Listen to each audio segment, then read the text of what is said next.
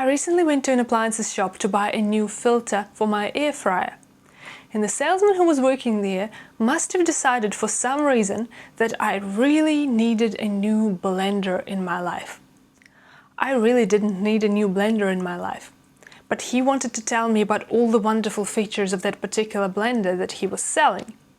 And then in the end, when he saw that I still wasn't convinced, he looked me in the eye, like that, and said, "This blender is an investment." I looked down at the price tag and thought, okay, fair enough, that's a capital investment, all right.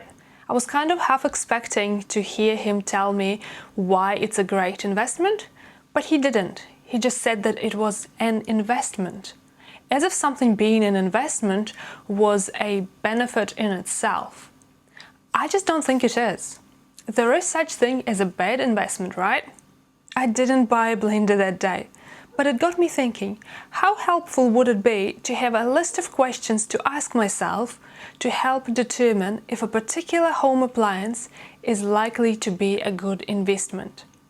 Just in case my list of questions is helpful for you, I thought I'd share it here. And if it is helpful, please like and subscribe. Sometimes I find myself wanting a particular appliance just because it's cool, just because it has some great features and is of good quality. The problem is, just because something is a good product, it does not automatically make it a good investment for a particular person. The first question that I should be asking myself is, what is the problem that I'm trying to address here? Hypothetically, if I was in a situation where I needed to grate large amounts of cheese every few days and the only tool I had for that at home was a small handheld grater, that could be a problem because it is very time-consuming to grate large amounts of cheese with a handheld grater. But I'm not in that situation. I only need to grate small amounts of cheese maybe once a week. For the amounts of cheese that I need to grate, the time that it would take to set up and then clean up a food processor would actually exceed the time that it would take me to just use and clean a manual grater.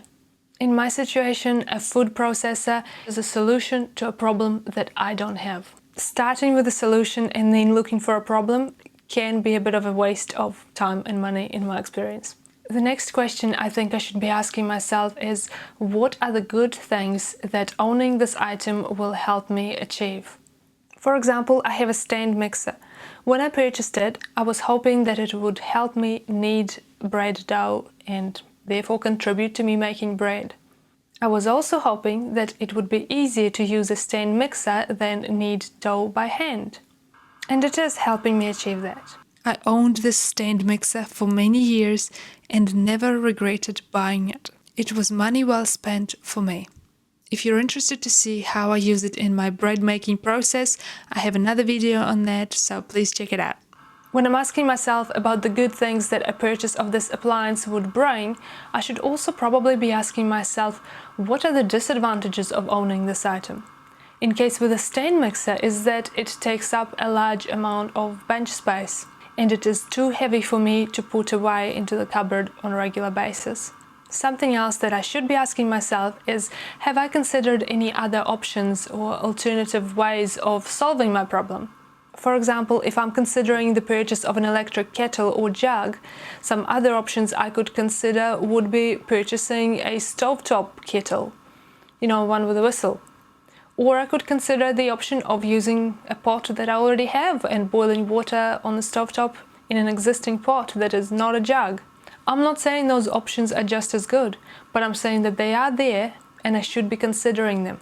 Some options are cheaper than others, some are more convenient than others. There can be quite a few criteria that are specific to a particular type of item or a particular person. For me, the cost of owning an electric kettle is justified and the other options were nowhere near as convenient, but other people might disagree. When I'm thinking about purchasing an appliance, I should also probably think about the level of confidence that I have in that appliance's ability to deliver what I need it to deliver. Hypothetically, if I wanted to make roast chicken and I didn't have an oven, I could, as one of my options, consider the purchase of one of those small tabletop ovens. But before making the decision, I need to be really sure that a chicken would actually fit inside one of those small ovens.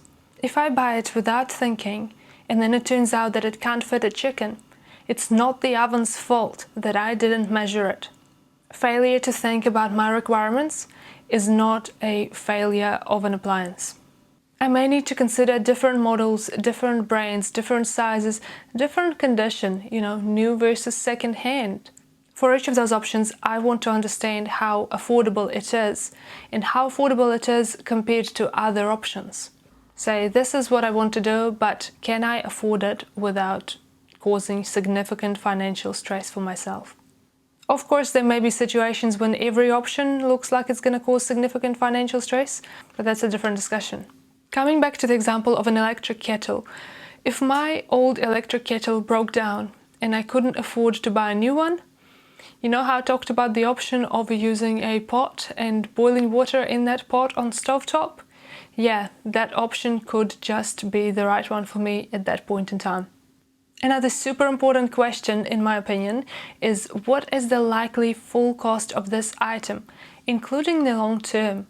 So not just the purchase price, but also things like consumables, spare parts, repairability, warranty, and disposal of this home appliance when it does stop working in the end. I spoke to a lot of people about this particular point, and the item that consistently came to a lot of people's mind was a printer. I think if you ever owned a printer, you might be able to relate to this. The next question that I learned to ask myself is how would I transport that appliance home?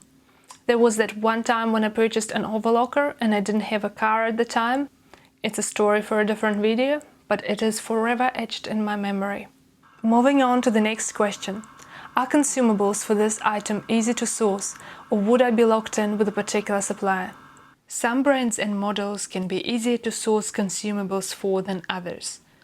I like to research this sort of thing before choosing which appliance to purchase, and I generally consider a couple of things in this regard. 1. Do the consumables absolutely have to be of a particular brand, or is there a wide variety of compatible options? And 2. Are there many shops where the consumables can be purchased? How and where would I have to transport this item if it stops working? If it's a 20-kilo appliance and I would need to send it to another part of the country for a repair assessment, it may just be worth considering if there are other options that wouldn't be so problematic in this regard. Do I have the space for this appliance? If not on benchtop, is there at least space in the cupboard where it's not too much of a hassle to get it out from and put it back? For example, I really like my electric grill press. It comes with removable and dishwasher-safe grill plates. I bought replacement grill plates for it after a while. It is a nice appliance, but I don't have enough bench space for it to keep it out at all times. And it's actually kind of heavy, so getting it in and out is not impossible, but is unpleasant. Despite not having enough bench space for this particular appliance, I am still glad that I own it. In this particular case, it is worth it for me because it is the only tool in my kitchen that can grill eggplants how I like them. I've been unable to achieve the same results in the oven or in a fry pan. But I do have some other appliances that never leave the cupboard because it's too much of a hassle and the results they deliver are just not quite worth it. Do you have any appliances like that? Let me know in the comments. How do my family members feel about this purchase? Would they be interested in using this appliance? Would they be sad or annoyed that it takes up valuable bench or cupboard space? Is there a risk that they might use the appliance incorrectly? Are they likely to try to use metal utensils on that non-stick coating? Do they need a bit of training on how to use this appliance? Is everyone aware of the health and safety principles around it? I think by asking myself and answering these questions, I would be putting myself in a better position to feel confident that I am making a good decision about purchasing or not purchasing a particular home appliance. If you found these questions helpful, please comment, let me know, and like and subscribe.